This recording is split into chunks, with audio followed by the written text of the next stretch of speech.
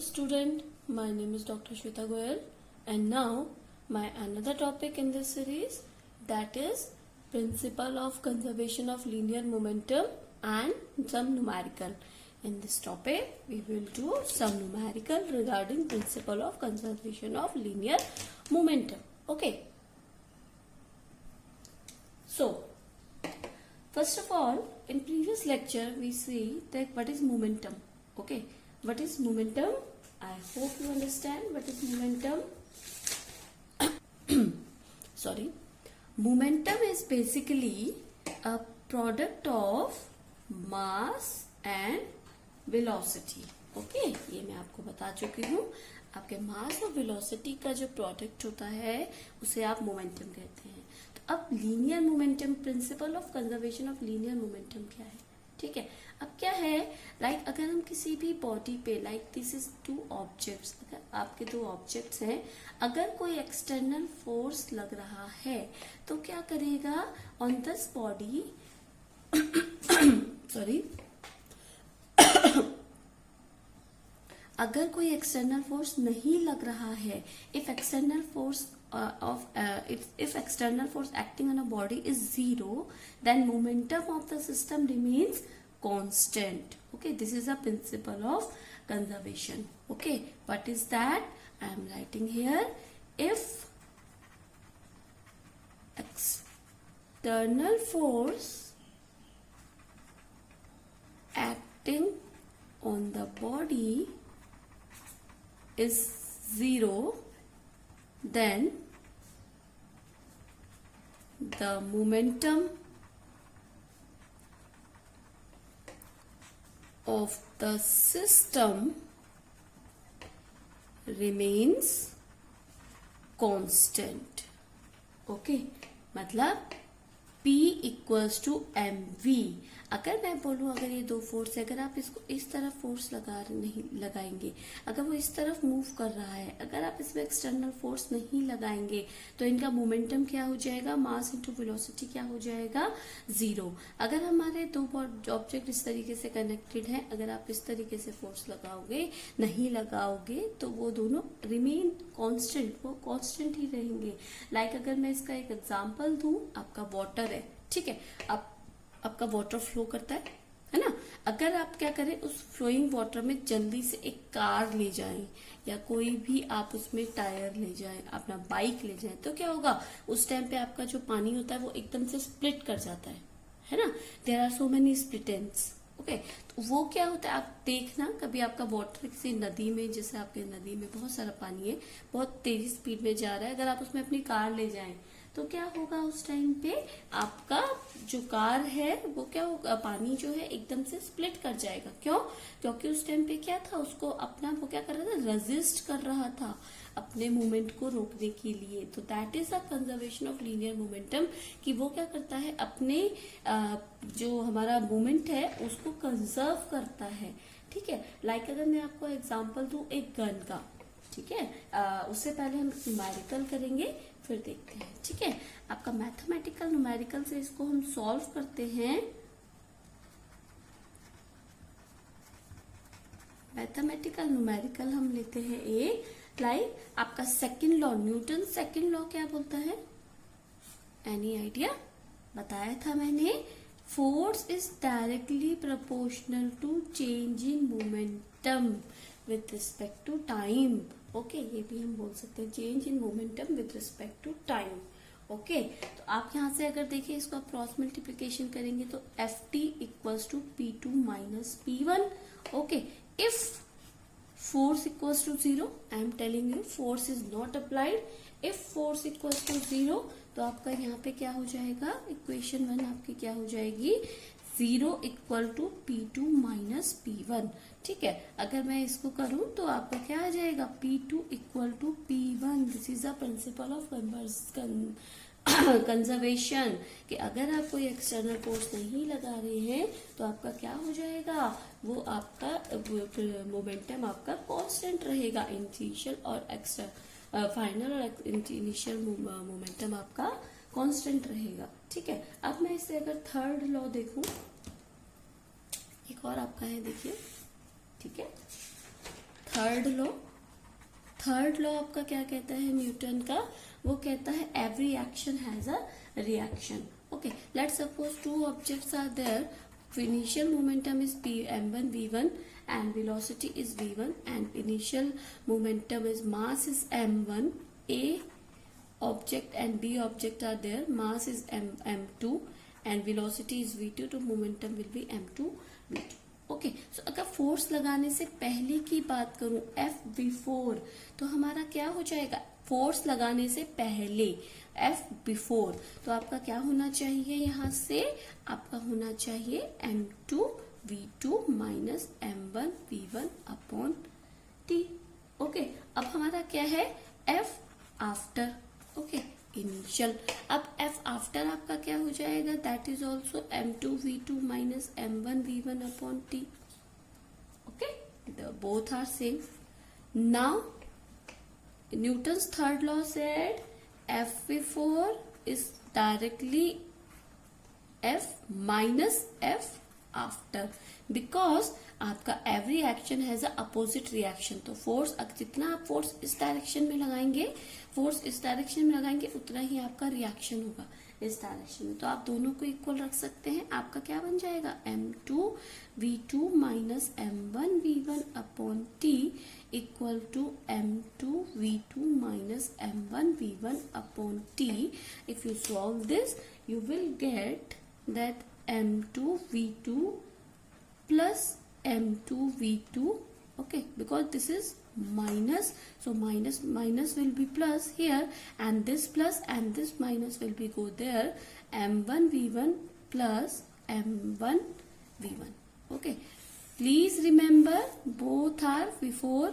This is before, this is after, this is before, this is after. So principle of conservation of law said the final momentum is directly proportional to initial momentum, is equal to initial momentum, not proportional, is equal to initial momentum. So final momentum जो आपके दोनों के जो if external force applied, okay, तो आपका क्या हो जाएगा? अगर दोनों का मोमेंटम है तो ये दोनों का मोमेंटम इक्वल टू दोनों का इनिशियल मोमेंटम. अब आपके कुछ एप्लीकेशन होते हैं मोमेंटम के, लाइक अगर मैं आपको एग्जांपल दूं गन. ओके, फर्स्ट एग्जांपल है आपका गन. आपने देखा होगा, आपका बुलेट, कभी आपने देखा होगा एक बुलेट अगर चलाता है कोई, आप मेले में जाते हैं, कहीं जाते हैं, वहां पे आप देखते हैं जो बुलेट चलती है, उससे अगर आप बुलेट फायर करते हैं तो आपको क्या लगता है? थोड़ा सा धक्का लगता है पीछे, है ना?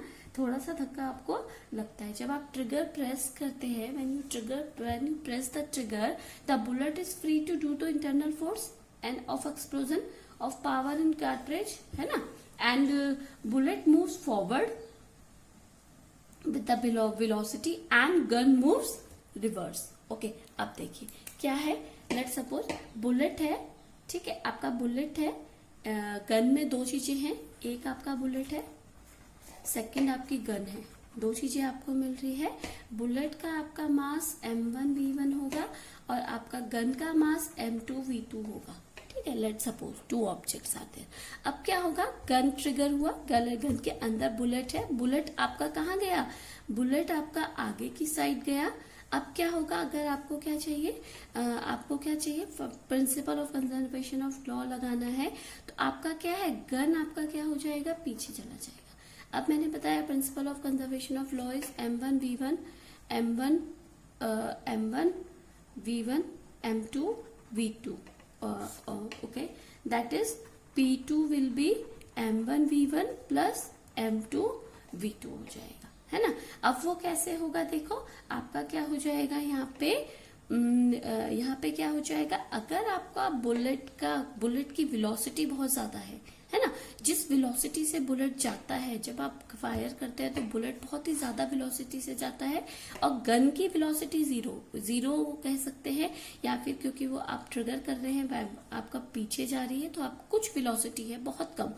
बट अगर आपको ये चाहिए is equal to m2 v2 plus m2 v2 equals to m1 v1 plus m1 v1. अगर आपको ये चाहिए कि m2 v2 equal to m1 v1 हो, वो कैसे होगा? जब दोनों इक्वल होंगे. तो अगर बुलेट की वेलोसिटी ज्यादा है तो मास बहुत कम है है ना। उसी रिस्पेक्ट में अगर गन की वेलोसिटी कम है तो मास ज्यादा है, तो ये दोनों पॉइंट यहाँ पर इक्वल हो जाते हैं। अगर एक वेलोसिटी बढ़ रही है, बुलेट की मास कम हो जाएगा, गन का अगर वेलोसिटी कम है तो मास ज्यादा है, ठीक है। तो all action and reaction are example of law conservation of linear momentum. We can say all action and reaction are the example of principle of conservation.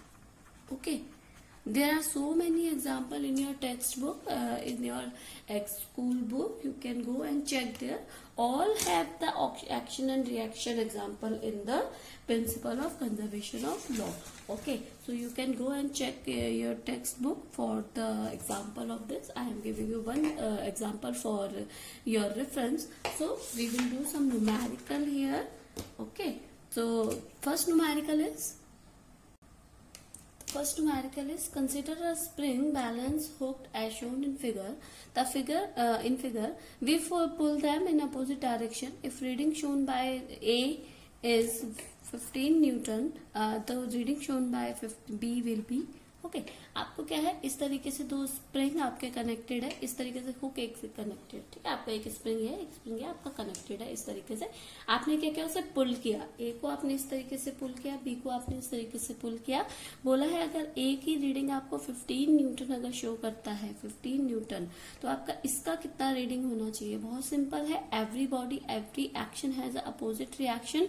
अगर ये आपको 15 न्यूटन दिखा रहा है तो ये इसका आपका कितना होना चाहिए, 15 न्यूटन ही होना चाहिए। अगर इस स्ट्रिंग को आप इस तरीके से स्ट्रेच करोगे तो क्या होगा, वो जितना फोर्स आपका इधर लगाएगा वही फोर्स वो उधर लगाएगा। तो जितना 15 न्यूटन इधर देगा तो ये भी आपका 15 न्यूटन ही देगा। This is very simple question. Okay, now another question is that this a field gun, a mass is 51.5 ton, fires a shell of mass 15 kg with a velocity of 15 meter per second. Calculate the velocity of recoil the gun. So what you have to do, P initial momentum is 0 because there is after we have given there is after triggering the gun. Okay, so final momentum, what is the final momentum? Final momentum will be is equal to momentum of gun by the principle of conservation of momentum. Okay, and momentum of shell. Okay, final momentum will be like this. Now momentum of gun, that is mv. Okay, m is 1.5 ton, तो 1.5 ton को अगर आप KG में if you want to change KG, that is 1.5 into 1000. so 1.5 into 1000, okay, into v, okay, into v. So v is 1.5 into 1000 into v has 15 meter per second. So you have to change this 15 into 15 kg.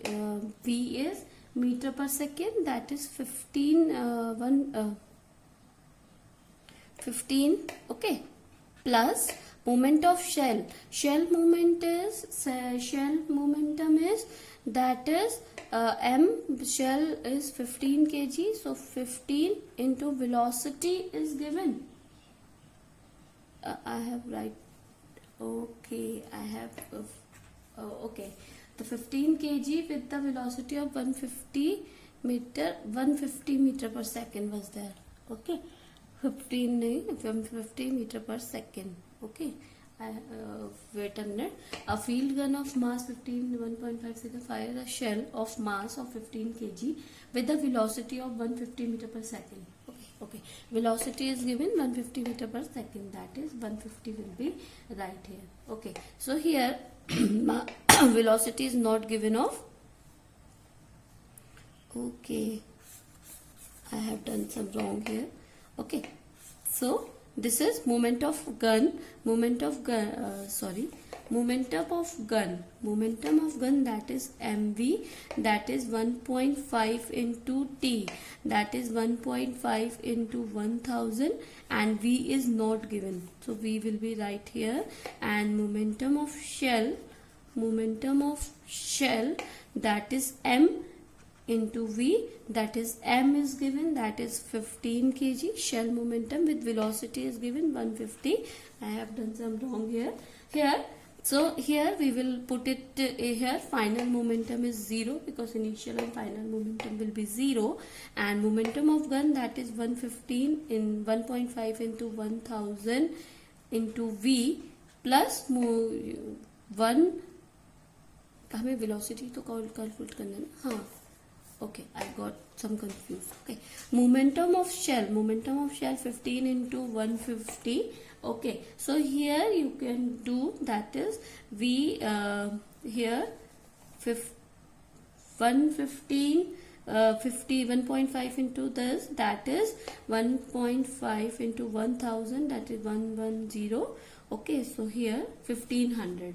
So here we can write 1500 v equal to minus 15 into 150. So here v will be, from here v will be 1500 upon minus 150 v. Okay, I got confused today. 15 into 150 minus upon 1500. So if you solve this, you will get 10. 15 minus 10, that is minus 1.5 meter per second, because this is velocity. Okay, so minus 1.5 meter per second will be answer. Okay, now next question is here. A 0.1 kg ball is dropped onto the table on top of the speed of the ball right before hitting the table and right after hitting the table. Okay, let's suppose we have one table like this. Okay, one surface, one table like this, and a 0.1 kg ball is dropped. Okay, this 1 kg ball will be dropped here. Then with the velocity of 5 meter per second, and after hitting the ball, the velocity of 4 meter per second. So for 4 meter per second will be this direction, because after hitting the ball it will jump again. Okay, वो क्या करेगा, अब दोबारा jump करेगा, तो that velocity is 4 meter per second. If the collision between the balls is, the table is 0.15 second. मतलब आपने जब बॉल डाला तो वो जो सेकंड आपको मिला है, that is your 0.15 second. What is the average force on the ball of table? अब देखिए आपको सेकंड मिला है t, तो यहाँ पर क्या आ जाएगा, impulse force. Okay, I have told you this in my previous video. If you don't know, please go and check my previous video. So impulse force is that is F into T. Okay, so here T is given, that is 1.5 T. So F into T. So from principle of conservation or third law, that is F into T is P2 minus P1. So F velocity, अगर हम नीचे की side लेंगे तो हम velocity को minus ले रहे हैं, क्योंकि डायरेक्शन लेनी पड़ेगी. ओके, तो velocity negative and velocity positive. Okay, एक को डायरेक्शन को पॉजिटिव, एक को नेगेटिव लेना पड़ेगा. तो हम क्या कर रहे हैं, अगर वेलोसिटी हमारी ऊपर है तो हम उसको पॉजिटिव बोल रहे हैं. अगर वेलोसिटी नीचे की साइड जा रही है तो हम उसको नेगेटिव बोल रहे हैं. ठीक है, तो हमारा F इंटू T हो जाएगा P2 minus P1, that is M2V2 in final velocity, because we are taking positive, minus M1V1. Okay, so here we can write F into T. We have force we have to calculate, and T we have, that is 1.5 equal to M2V2. M2 mass will be same for both, because ball is 1, that is 0.1, 0.1 into V2. V2 is 4 meter per second after collision. Okay, minus M1 is 0.01 into V1 is 5 meter per second. 5 meter per second. Okay, now F will be here, that is 0.1 into 4 minus 0.1 into 5 upon minus 0.15. If you solve this, you will get 0.9 upon minus 1.5. If you solve this, you will get 6 Newton answer. So question can be like this. If you have any query regarding this, student, you can comment me in a comment box. Okay, so thank you, good day and take care. Please subscribe and share this channel.